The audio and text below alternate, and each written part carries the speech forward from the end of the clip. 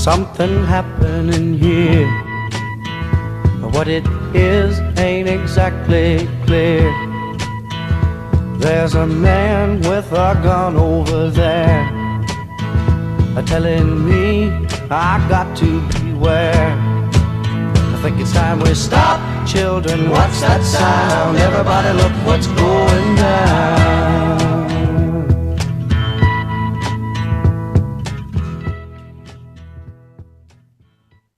Salutations, New Haven. Salutations, Connecticut. Salutations to the world.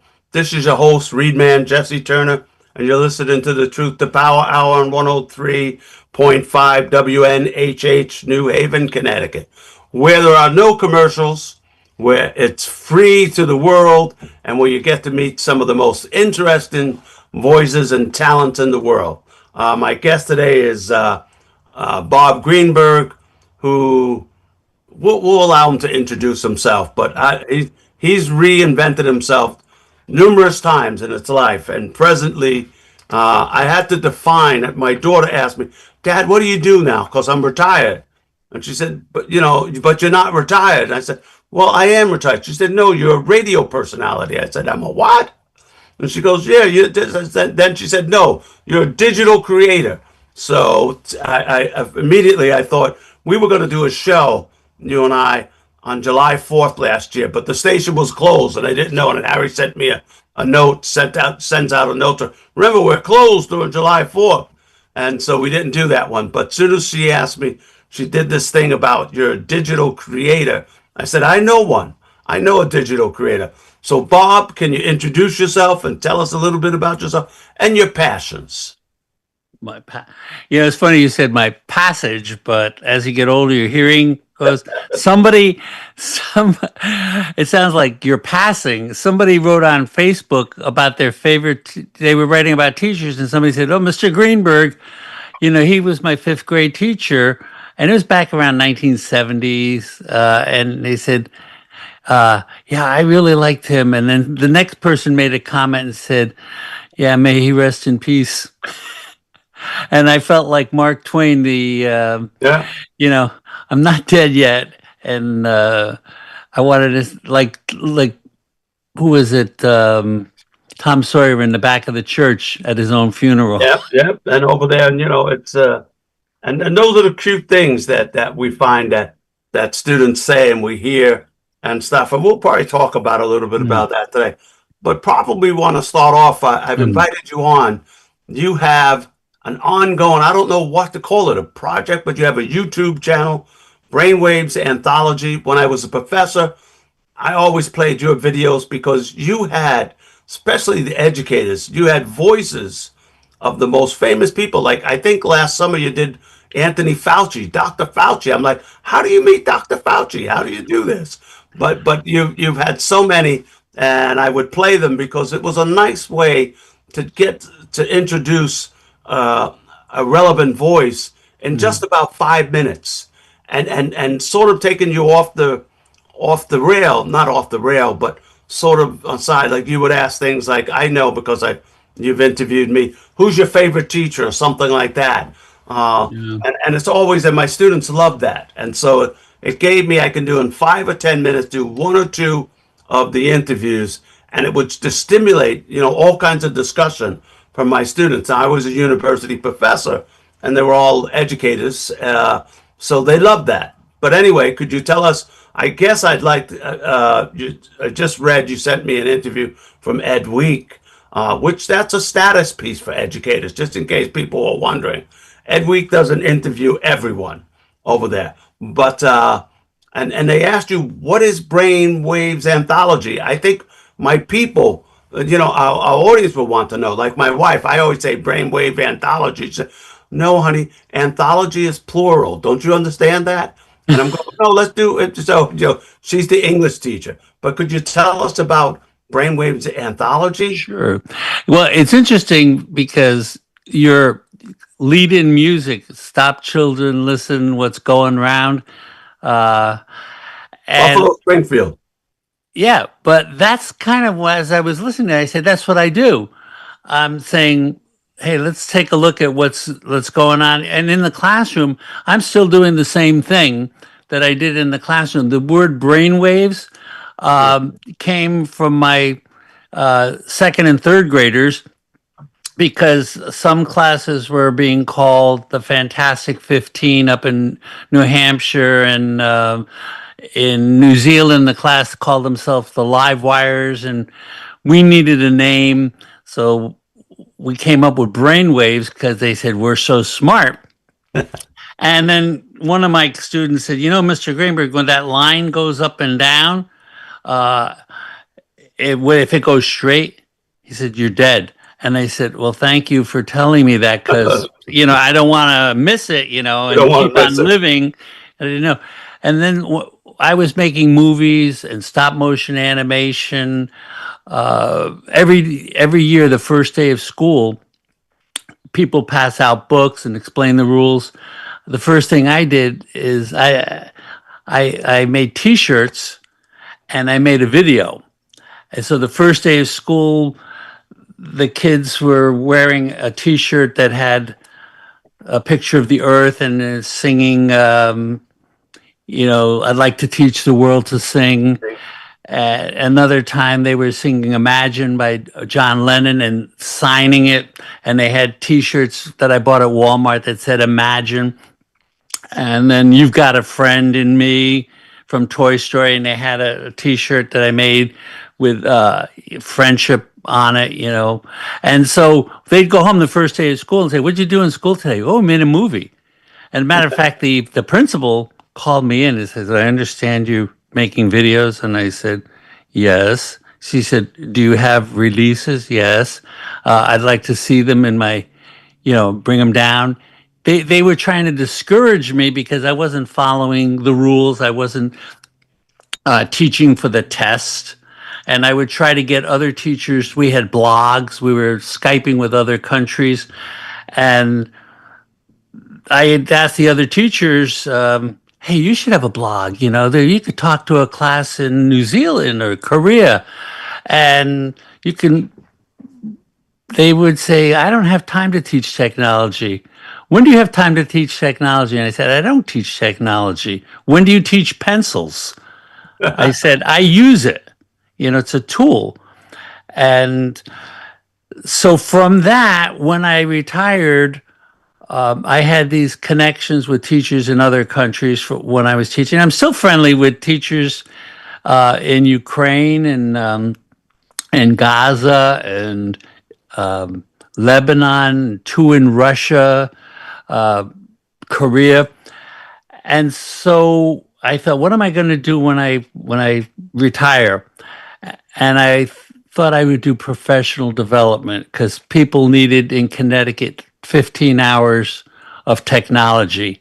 And teachers would say, we have the 15 hours of reading, but we don't have could you do a workshop? And I said, I didn't know you could do that. And the Board of Ed said yes. So one summer I did a workshop and I got about 50 people. And I bought orange juice and bagels, and they could have been at the beach. We did 6 hours in July. They took off. That's tough for PD. Like teachers don't want to do any PD in the summer, and they definitely don't want to do 6 hours on beach days. Well, guess what? Then they said, could you do another one? And this time I got 90 teachers from different schools. But I was feeding them too. I was out of my pocket, and I was also, because I had been a magician for 15 years, you can see the Houdini behind me, I was incorporating magic, to make it entertaining in the workshop. So when I visited my daughter in Oregon, I got to see Young Zhao, the dean out there. And I wanted to teach a class out there just to put it on my resume that I had coast to coast, experience. And he said, I can't do that, but what I would like is next time, I see you, put together a proposal for an online course in global education. I said, what do you want me to teach? He said, what do you want to teach? I said, how many weeks? He said, everything was like wide open. So he said, no, we'll talk about compensation later. So I went home. I was still teaching at the time, and I started taking classes on Coursera to see how you teach online. I had no idea. So I took a class in Beginner's Guide to Irrational Behavior by Dan Ariely at Duke. And he had 250,000 people worldwide in his class online. But every week he had office hours where people would email him questions, and his graduate assistant would look at an iPad and say, "We have a question here, Dan, from England," and he would answer them. And another 2 days a week, he would have guest lectures from other universities, and they would talk for about 20 minutes. And then he would give a lesson. So I thought, oh, I have friends, I can do that. So my original videos were like 20 minutes. And they were guest lectures. I'd get a friend in Korea to make one. And that's the kind of lecture what you ended up doing years later. But now I had all these videos. And when I retired, I went back to Young, and he said, well, it was a great idea, but the professors here said, you don't need that elementary school teacher. I could teach that class. And so I never did. I said, but maybe this is a good idea. Maybe I'll find another college or university, because now I have all these videos. I'll try again.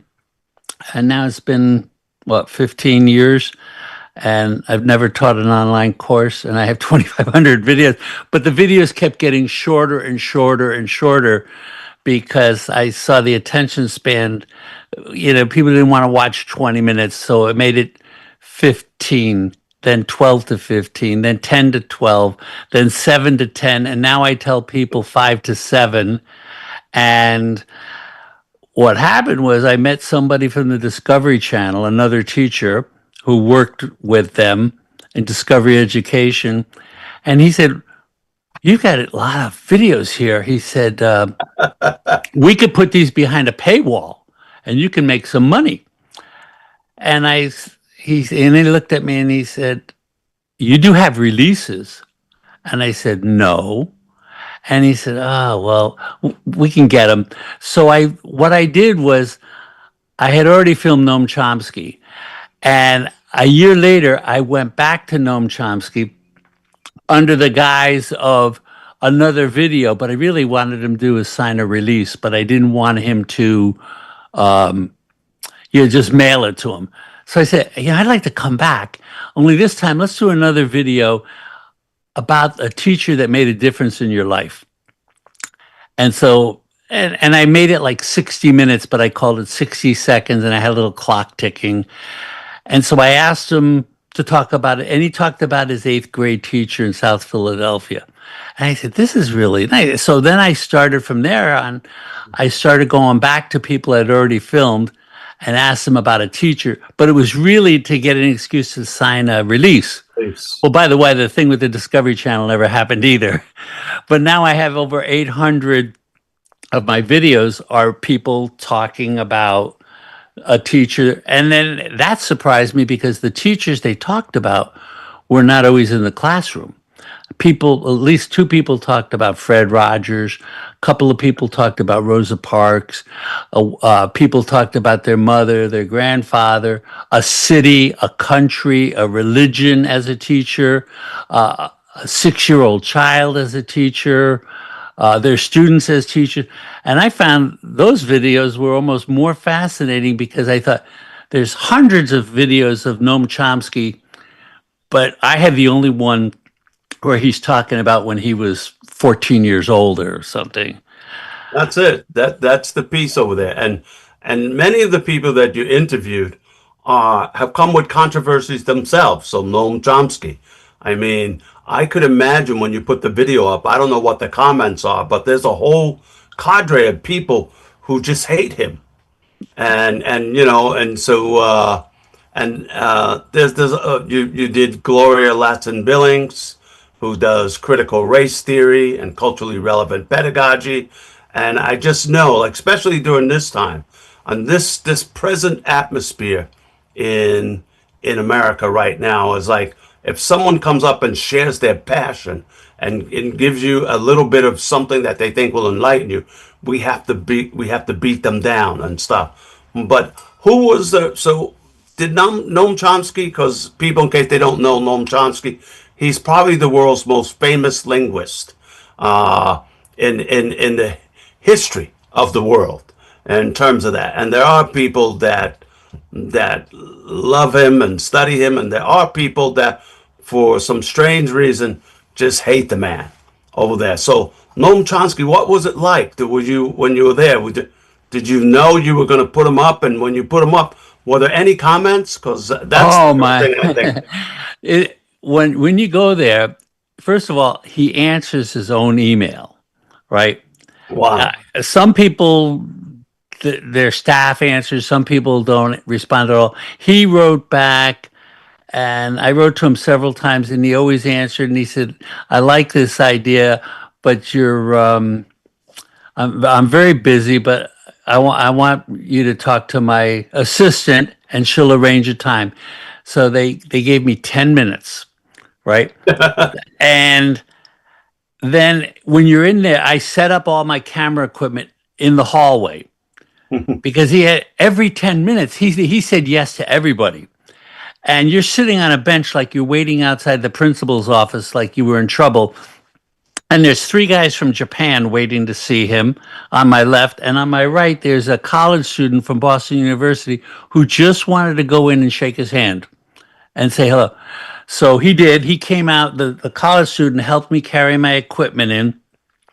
And he said, let me know when you're ready. And I set up my cameras. I'm looking around, and he has no bookcases. And I said, why are all of your books just stacked up on like a table over there, sideways, piled up? Like I have too many. And he said, and he didn't have a whiteboard or a blackboard. He had one of those on wheels that roll, and he had a poster on the wall of Bertrand Russell. And he was at his desk, and he's highlighting a book. He's 88, I think, when I filmed him. So I said, why don't you have a bookcase? And he said, well, this building was designed by an architect named Frank Gehry. And he built this building at MIT. The walls are angular. So they're this way and this way, every floor, every wall, but you can't put a bookcase on it because they're not straight up and down. So then he looks at me, and I said, I'm ready. He sat down and he said, what do you want me to talk about? And I had no idea. What do you ask Noam Chomsky? So I made up a question. I said, what does it mean to be truly educated? He started to talk for 3 minutes and 20 seconds without thinking. And I remember one of the things he said was, as a professor here at MIT, and he said, we'd always tell his class, it's not what we cover in class, but it's more important what you discover. And, that's what it means to be truly educated. And it was 3 minutes and 20 seconds, no break, no stop. And I still had time left on the 10 minutes. He goes, did you get what you need? I said, yes. So I spent less than 10 minutes with him. That video got over 2.5 million views. Right. And, then my second video was Sir Ken Robinson, and he only had 150,000 views. And his video, I have like 50. I think you did. And I think I might have 50. So only 150,000. well, at that time, so he has like 10 minutes though, but they only watched 5 minutes of Ken Robinson, and Noam Chomsky's 2 million views. They didn't even watch the whole. His average is 2 minutes. They didn't watch the whole 320, but he got 10 times more.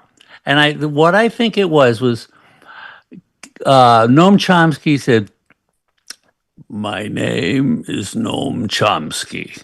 I'm a professor at MIT where I've been for 65 years," right? Ken Robinson right? And it's like people are going like, Dynamic. you are getting very sleepy, right? But he's known all over the world. Ken Robinson, in his video, he talked about creativity, and he said a little girl is drawing a picture. And the teacher said, "What are you drawing?" She's 5 years old. She goes, "I'm drawing a picture of God." And the teacher said, "But nobody knows what God looks like." And she goes, "They will in a minute." And so I always learned from that if you tell a story, you can engage people. But getting back to Noam Chomsky, his comments are not about education. His comments are about 9/11, about Israel, about Vietnam. Sometimes people leave comments and they don't even, you could tell they didn't even watch the video, but they're just spouting off. And YouTube gives you the power of approving comments. So I'm able to like read the comment, and if they just get off, if they're not even talking about the video, then I delete it, and I have the ability to block somebody. They can't leave any further comments. If some people get really, you should be in jail, and you're a traitor, you're this and that. But which is not surprising in today's environment now, because we have more of that. Well, especially because of the topics that I choose too. It's because in the beginning I was just interviewing people that were interesting. And if I see somebody on television and they wrote a book, I'd call them up. Somebody just wrote a book about AI in England. It's on the top New York Times bestseller list. And I emailed him, and he agreed within minutes. And then last week I filmed him via Zoom. But now everybody's interested in AI. So I'm actually looking for people who are talking about using AI in the classroom, or how did it start. But a couple of years ago, I was focusing on banning books. And you see, this is a T-shirt from Brooklyn Library, and it says "Books Unbanned." And this is their QR code. There was a teacher in Oklahoma who was told by Oklahoma Board of Ed to remove or cover up all of her books until we approve. You got to give us a list of the books in your classroom library, and okay, this one's okay, this one's okay. Nope, you can't have that one. But until you do, you got to put butcher paper over your books, which she did. She was a third-year teacher. But she put this QR code from the Brooklyn Library on the paper, and the kids could scan it with their phone, and they could check out any book from online from the Brooklyn Library. It's called Books Unbanned. So they got on her case. She resigned, and she ended up getting a job in Brooklyn from Oklahoma. 2 years later, the director of the library flew back to Oklahoma with her because they still wanted to punish her. They wanted to take her away her teaching license, even though she resigned and hadn't been there for 2 years. And she lost her license in Oklahoma. But she has a job.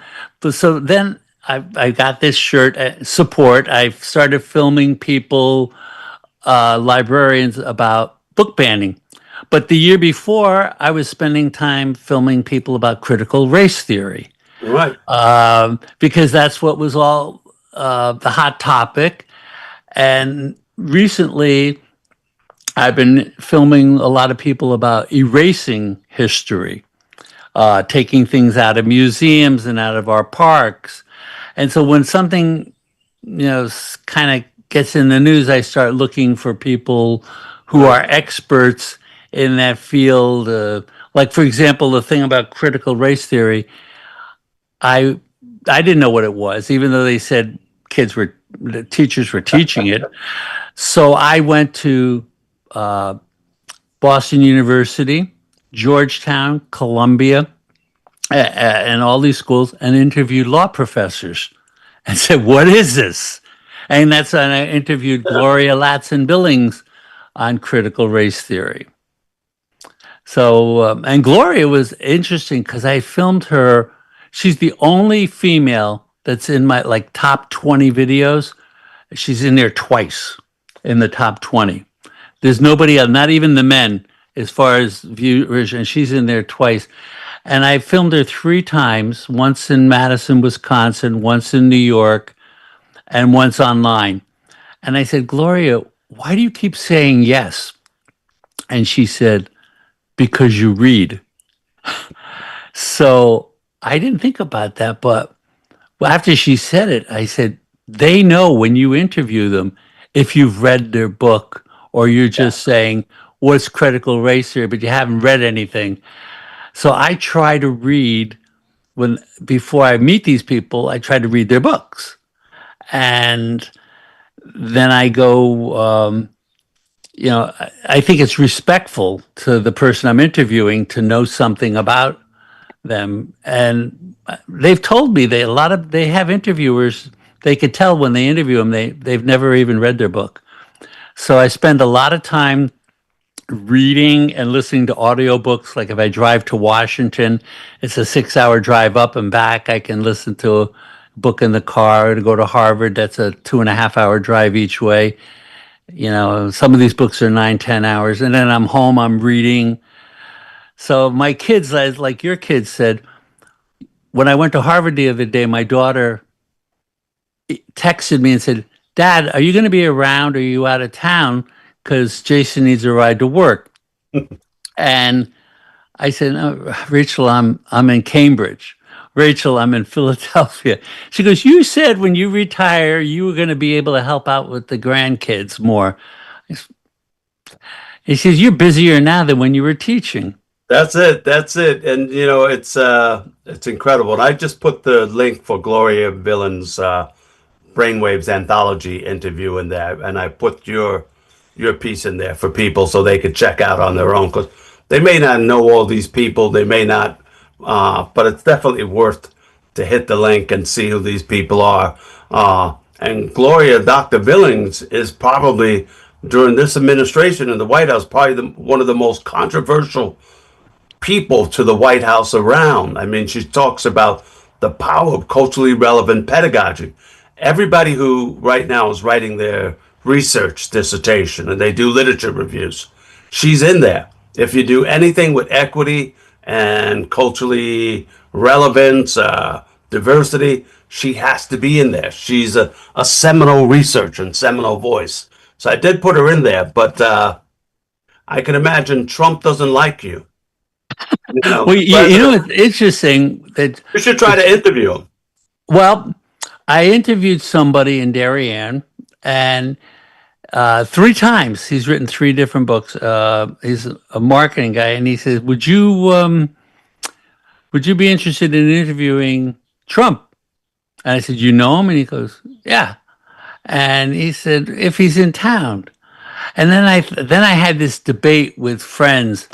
Since I don't agree with him on 99% or 110% of what he says, but I wanted to have a balanced portfolio.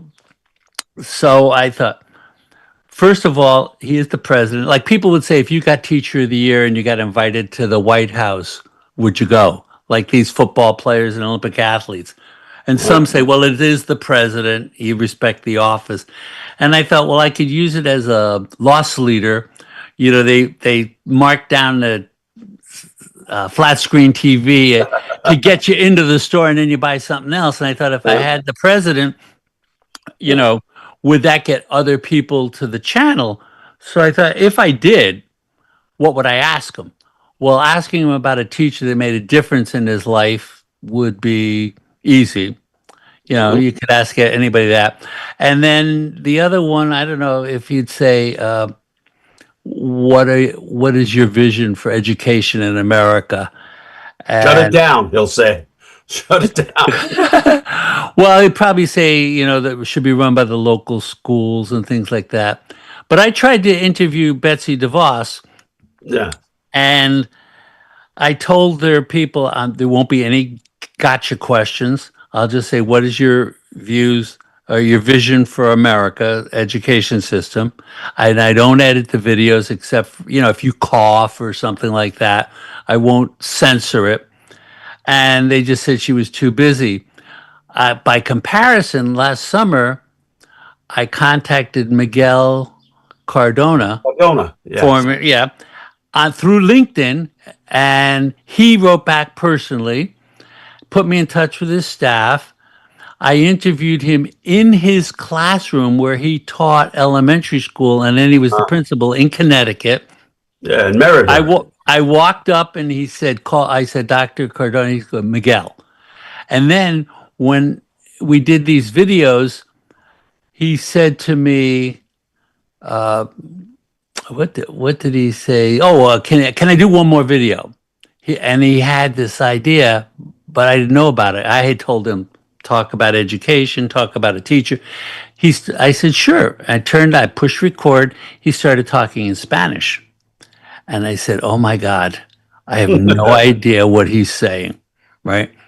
And I had interviewed people in other countries, in Egypt and Jordan and Gaza, and a lot of times I had let them speak in their native language and Okay. then had somebody translate it and put subtitles and just prayed that they weren't saying something like "Death to America." Right? No, then, No, nobody did. no, But I'm saying, and especially Miguel. no, That's but good stuff. you don't. When somebody's You don't talking, know. you're recording, and you don't know what they're saying. And what he did when I translated it, it was called Spanish is Your Superpower.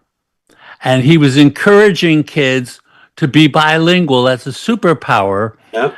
And there's so many people out there that were telling me, or telling parents, you need to speak English at home. You're hurting your child. And I even met a professor at Pace University. She was from China. Her husband was from Switzerland. And so her son was trilingual, spoke Chinese, Swiss, and English. And they were told like that she should speak English at home. And but she didn't, and she wrote a book about trilingual education. So those were exciting moments, and the contrast between two secretaries of Right. education. Yeah, no, he's an incredible voice, and that idea I've always thought about, especially with bilingualism, second language learners. We spend hundreds of millions of dollars to get you to learn a language, a second language. And I'm like, immigrants come with that second language right now. We should be thinking about how do we get them to keep that language, maintain it, and stuff. And I have lots of Puerto Rican friends whose children understand Spanish but don't speak it.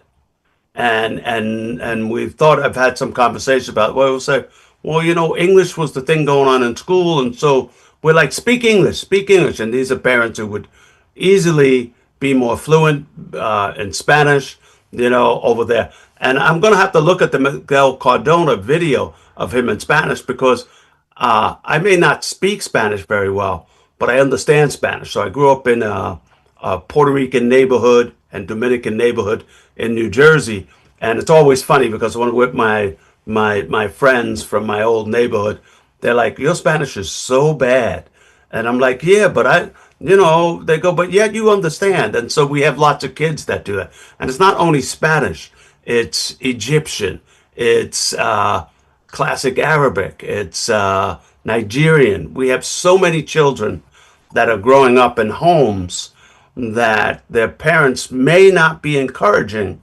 the preservation of language.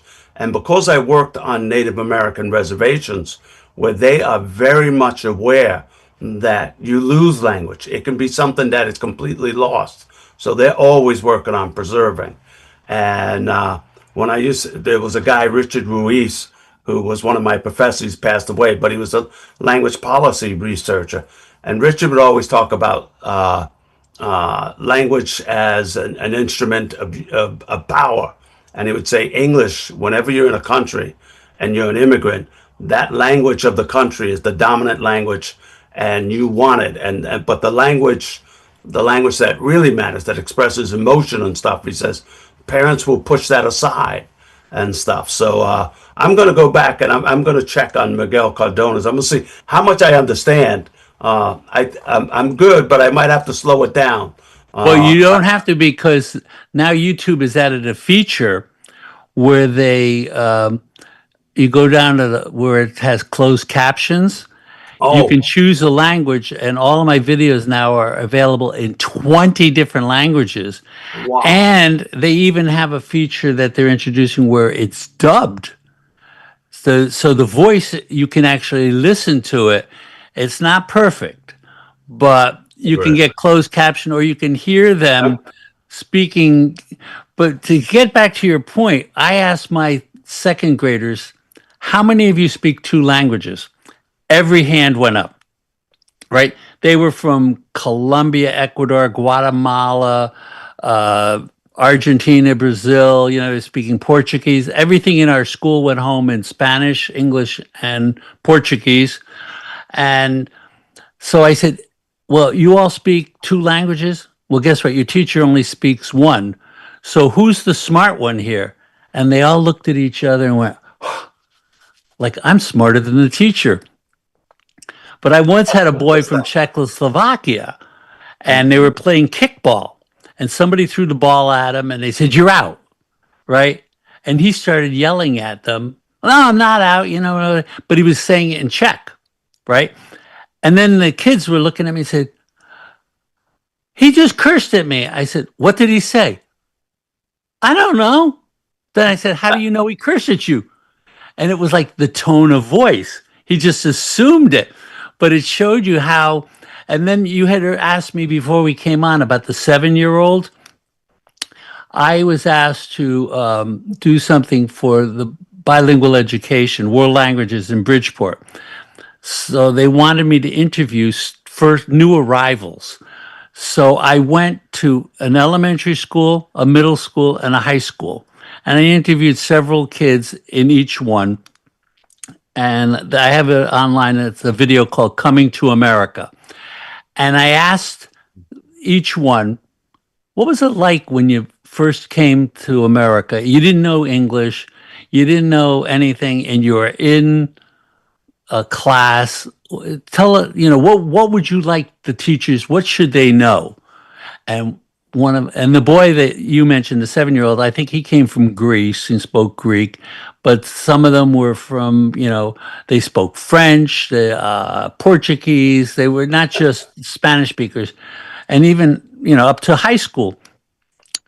And they were talking about things like, tell them you don't have to yell. I don't speak the language, but they would say, Jesse, how are you, Jesse? And say, I hear you, I just don't understand. But I guess that's a common experience. Or they would say, here, take this note to the office. They don't know where the office is. They don't know what they're saying. Or just to go to the bathroom. Or they don't have friends or making friends, or people tease them. But that was just such a great experience. All of the kids had only been here less than 2 years. And they were telling teachers what they wanted them to know when they got a new arrival in the class, and what it was like for them not speaking the language. Because imagine if we got put in another country. I used to tell them, I'm a teacher, I went to college, but if I went to Puerto Rico, I couldn't get a job in McDonald's. And I worked once doing magic at the Marriott, and the hostess that was seating people was from Colombia. And then later on, he was the parking garage. When you were in the parking garage, he would take your ticket and say, $5, please. He was a veterinarian in Colombia, but he didn't have a license here. And people looked down at him. Oh, he doesn't speak English that well. But he was a really smart guy. He was a doctor. A lot of that's so. It's like I love when I went to see Hamilton, and he goes, "Immigrants get the job done." There's a line in the play, and I'm like, "Yeah, immigrants get the job done." It's funny about the language stuff, because I was once, when I lived out in Arizona, I was at an international preschool at the University of Arizona. And so I'm at the school and they go, "Oh, Dr. Turner's here today. Oh, yeah. Make all you kids be good." And there was a brand new kid. He was Japanese, so it was an international preschool. So brand new Japanese kid, and he's crying. And the teacher's going, "Stop crying, stop crying." So they grabbed another Japanese kid and they said to him, "Go over and tell him in Japanese to stop crying." And they went, you know, you know, and I just it was a language story that I was like, yeah, that's an international symbol. It's sort of like these things, and all that stuff we have of that stuff. But I thought it was amazingly cute, and the kid did stop. It was like, yeah, that's all I needed and stuff. But they didn't speak any Japanese to him. They just used a visual over there. But I remember that day, and the teachers, of course, were all like, "Oh, no, no, no. He's going to think we're a crazy place. The kids are crying." And I'm like, "No, you're preschool. You got a new kid. That's what we do." I took my own daughter to school on our first days was a day where we drop her off at the door, and she cried for like 5 minutes. And we used to get worried. My wife and I wouldn't leave, say, "Oh, no, she's going to cry." And the teachers had to tell us, "You need to leave because she's crying because she can see you through the door." If you leave, she stops crying. And I remember them videoing it and showing it and say, "See, you left, Dr. Turner. You passed by, and your daughter's not crying anymore. All you needed to do was go. She's just seeing you." What kid would not want to see their parent? But Bob, let's, how many views do you have at this point? Because like you have more views than Colbert, Stephen Colbert. No, no, no. Colbert gets what I get for 10 years, he gets in one night. I have like 8,500, over 8 million, but that's for 15 years. Those people get, but it's interesting because I was always concerned about how many views a video got, and that was a measure of success, like how much money you have, Right. or how many views you have, or on Facebook, how many likes you got. And then I realized when I got an email, a comment on a video once, where they don't usually write to me because I'm not in the video, but I'll read it, but they'll say, "Dr. Turner, thank you for making this video. I read your book, but now I really understand it. I've been writing a paper on this. Thank you for making this video." And I look down and it says 50 views, right? Yeah. And the video's been up there for a couple of years. But it reminded me, because I have a book over here that in 1970, I checked it out of the library.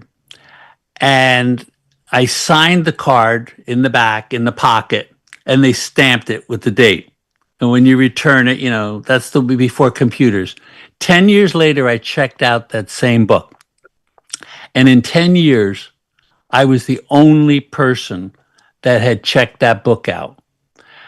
But when I wanted it, it was there on the shelf. And I thought, these videos are like that. There maybe 5 years from now, there's going to be somebody who needs some information. They're going to find a video, and it was just sitting there. And part of that is the incredible journey of Edward Tulane by Kate DiCamillo. Are you familiar with that book? I am. And there's a little rabbit, a ceramic rabbit at the beginning, and the girl's on a cruise ship, and these boys are playing keep away, and she wants her rabbit, and he throws it over there, and it goes overboard. And in the book, the rabbit is thinking, but he can't talk, he can't move, he's just a doll. And he gets snatched up, and he said, and he's sinking, and it's getting dark and dark, and then he gets picked up by a fisherman in a net. But then when he brings him home and he fixes his wife dries it out and everything, puts a dress on him, and the rabbit is thinking, I'm a boy, I'm not a girl, but he can't say anything, right? And then he gets sold to somebody else and he becomes a puppet. And then he gets dropped and he becomes a scarecrow. Somebody uses this doll as a scarecrow and gets a crack in his head. And it goes the journey, the incredible journey of Edward Tulane.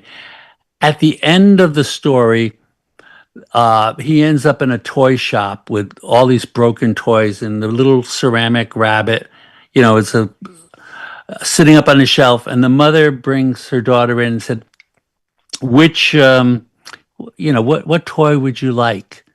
Right. And she looks at all the toys and she points at the broken rabbit. She said, no, you can get a nice one. She goes, I like that one. And and the rabbit is thinking like, oh, please take me home, kind of thing. But it turned out that rabbit, the mother, was the girl from the very beginning who lost the rabbit. And then at the end, her daughter goes in the store and said, I want, and I always thought of a book like that the book is like that rabbit that was just waiting for a home, sitting up on the shelf. And someday the right person's going to come in and look at them. And even though they're torn and broken, like you're a musical, Leonard Cohen, there's a crack in everything. Yeah. There's a crack in it. That's how the light gets in. No, it's when we were in your, I don't know if it was Noam Chomsky you talked about, or maybe I was recently reading the interview with you and Ed Week, and they asked you, who are the best teachers? And I think your quote was, the ones that don't teach subjects. Could you tell us about that? Who are the best teachers? I think that's good, because you have probably interviewed more teachers than anyone else. Well, I said I don't teach subjects, I teach children. And Young Zhao said something about the best teachers are the ones, let me see, I think it might have been the last sentence. The best teachers enhance every child's strengths rather than fixing their deficits. And people have always, when they talk about teachers, the thing that they talk about was not, I just met somebody who was about 65 years old, and he recognized me. And he goes, Mr. Greenberg? And I said, yeah. He says, John Bongiorno. I said, what? He said, you were my fifth grade teacher. And now he's like, I hadn't seen him in 55 years? So I said, what do you remember? And he said, I thought, is he going to say, oh, you taught us the capitals, you taught us to reduce fractions, I memorized all the presidents or something. And he said, you taught us a song. Oh, Catalina Magdalena, Hoot Steiner, Walla Minor, Hokum Pokum Lokum was her name, right? And he's talking about a song that connected with him emotionally, not something about, a subject. Other people had said things like, oh, I remember we went to the cemetery and did rubbed on the gravestones, or you blindfolded us and when we were studying Helen Keller, or we played the telephone game where you whisper in a circle and you tell something and see how it comes out at the end. But everything was, or you recognized me as a person. You gave me a ride to the science fair when I couldn't get a ride to school. Nobody was talking about, and I'm not sure who said it, 50 years from now, nobody's going to ask how much money you had or what you did. They're going to remember how you made them feel. And that's what I find with teaching. When you meet students years later, that's what they talk about, how they felt with you. You were the only one that said, oh, there's a fella at UConn, they named a school after him in creativity. I can't remember right now, but he said, Joe Renzulli. Yes. He was in seventh grade. He was sitting on a bench and his teacher came by and said, Joe, you're in trouble again. You get in a fight again. Yeah. He said, yeah. She said, I want you to be editor of the school paper. You got a talent for writing. And now he's a professor at UConn. Somebody recognized him. Um, Peter DeWitt was failing in high school and he was a great runner. And the track coach told him that he could stay on the team if he did this tutoring program, get his grades up. He now has a PhD and he was an all-American runner, but the teacher gave him a chance as a human. He didn't just say, I'm sorry, you can't participate because you don't have a 2.0 or you don't have a 3.0. He said, well, why don't we do this and this and this? And if you do that, I'll let you stay on the team. And I kept hearing those kind of stories over and over about how teachers they talked about the human side, not the academic side. Yeah, no, it's interesting. I was at the Callis. That's a coalition of administrators and superintendents, Latin principals, administrators, and superintendents. I was at their gala last week with a group of central faculty. And when I was there, students came up to me, I'm retired, and said, oh, Dr. Turner. I remember even one of them said, are you Dr. Turner? I can't believe you're here. And it was just, it's an exciting thing. And no one said what I taught them. One said, oh, I remember, I still do read alouds because of you. I used to read aloud to the class and things like that. And then when I retired, I had a student come who is a teacher, I think in East Hartford, Lewis Motor, a wonderful student, one of those non-traditional students. He was a tow truck driver, AAA, and he was a history major. He was an incredible student. And I remember I tell all my students a story about just like this. I said, when I was 11 years old, I was homeless. I said I had an abusive father. He left us, and my mother and I wound up being homeless and stuff like that. And a teacher, Mr. Bass was his name. Mr. Bass recognized right away that in those days you didn't have free lunches.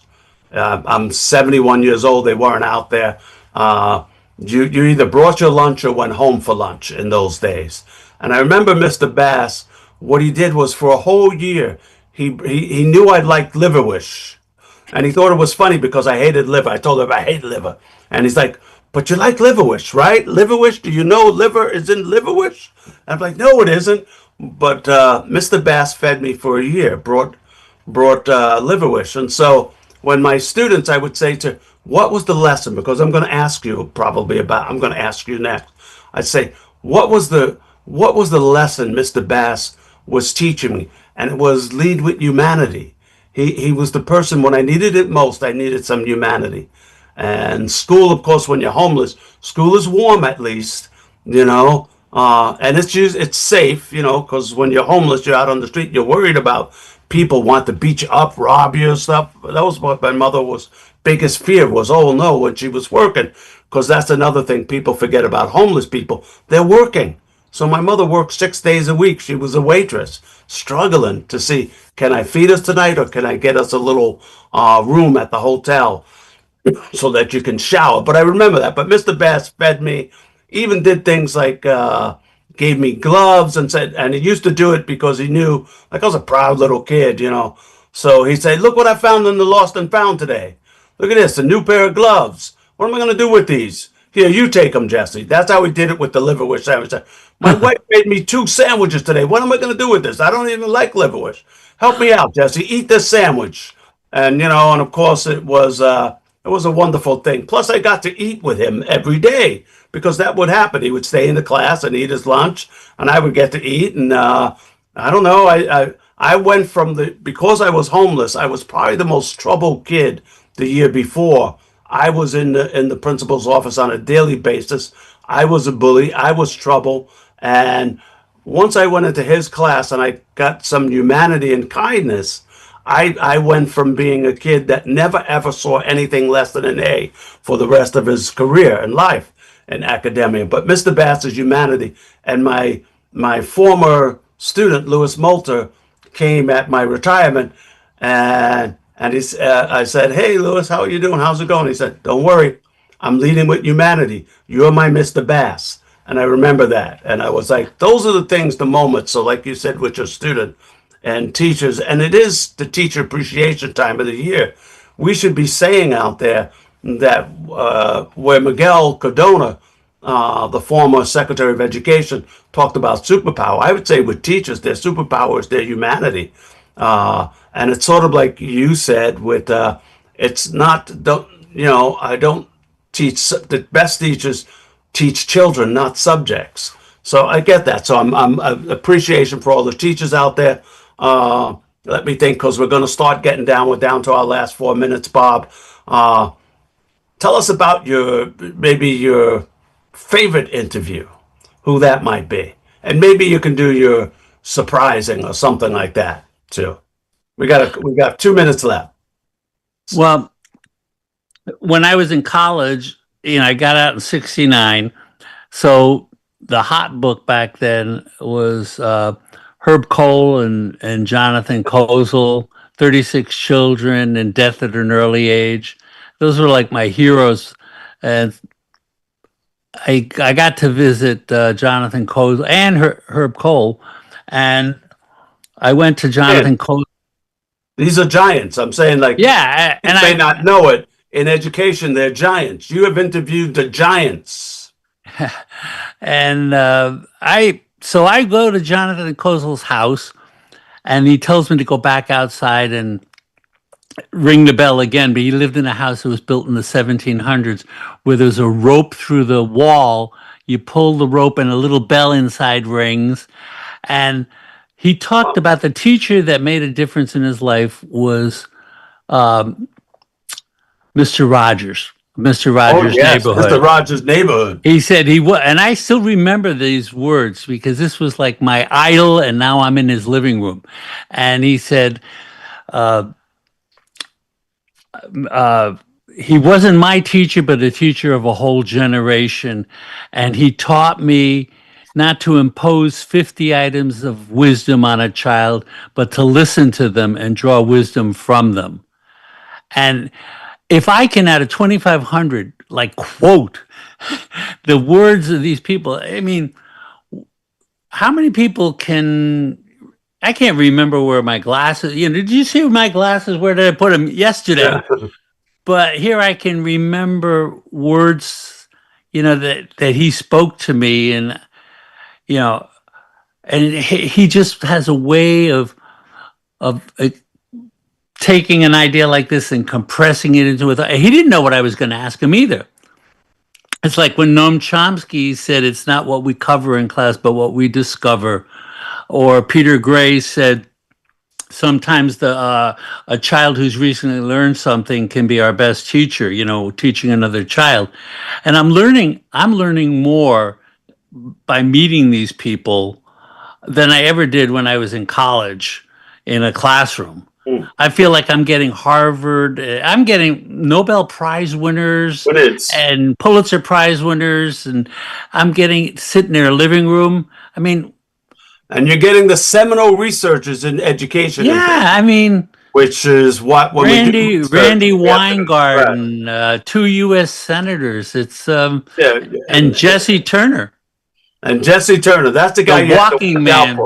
He's the one that when you tried. He just said, okay, 3 minutes. And then he said, 3 minutes. Well, I don't have one favorite teacher. I have two. No, maybe I have three. Can I keep going?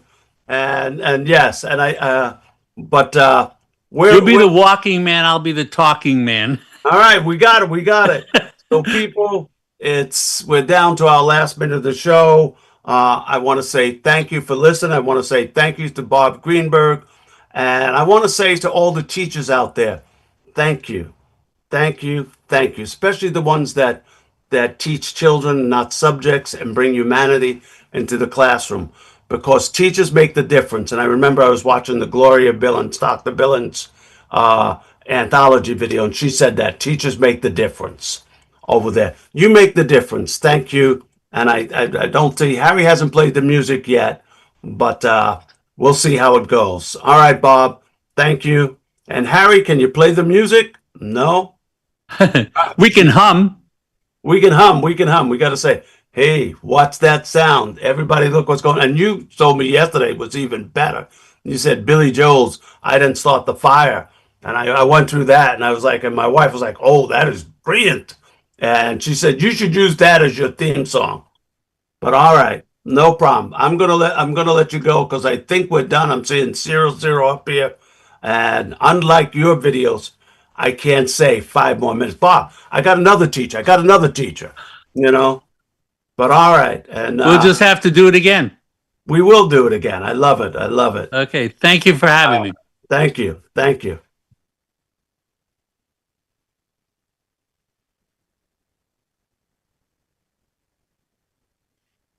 He might have kicked us off already. Because I'm saying I got a time up there, 00. I didn't notice the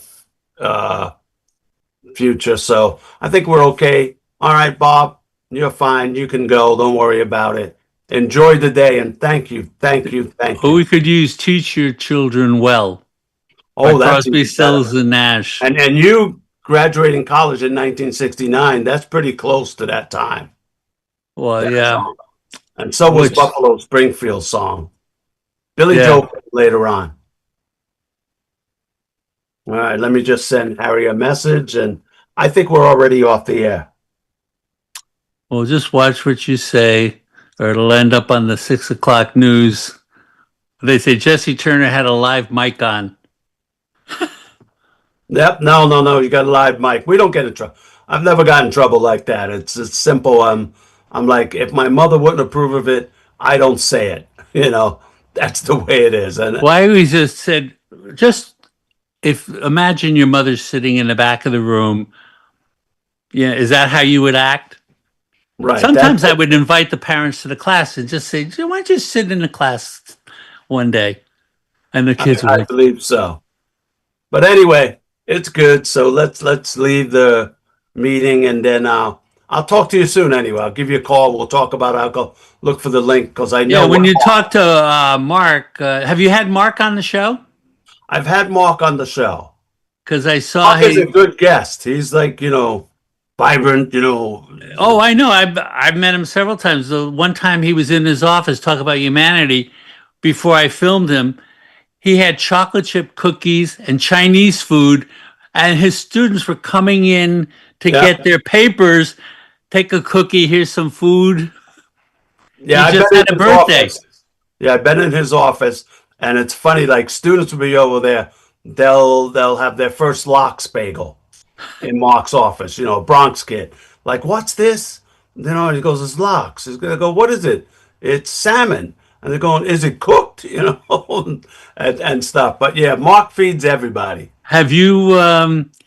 Did you see the video he made on from rap to rock to rap or something? He did. I did a video with him on music, and he raps Oh in yeah. the video.